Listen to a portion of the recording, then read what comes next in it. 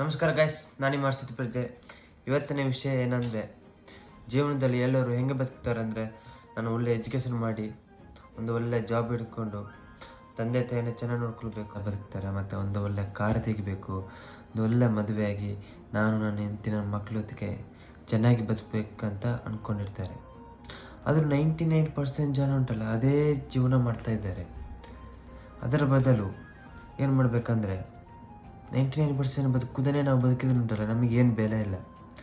ಕೋಟಿಯಲ್ಲಿ ಒಬ್ಬರು ಥರ ಬದುಕಿ, ನೀವು ಸತ್ತ ಮೇಲೆ ನಿಮ್ಮ ಹೆಸರು ಇರಬೇಕು, ಆ ರೇಂಜ್ಗೆ ನೀವು ಬದುಕಿ, ಆ ರೀತಿ ಸಾಧನೆ ಮಾಡಿ, ಆ ರೀತಿ ಸಾಧನೆ ಮಾಡೋ ಥರ ಬದುಕಿ. ಸುಮ್ಮನೆ ಬದುಕಿದ್ರೆ ಏನು ಪ್ರಯೋಜನ ಇಲ್ಲ ಕಣ್ರಿ, ಹೌದಲ್ವಾ?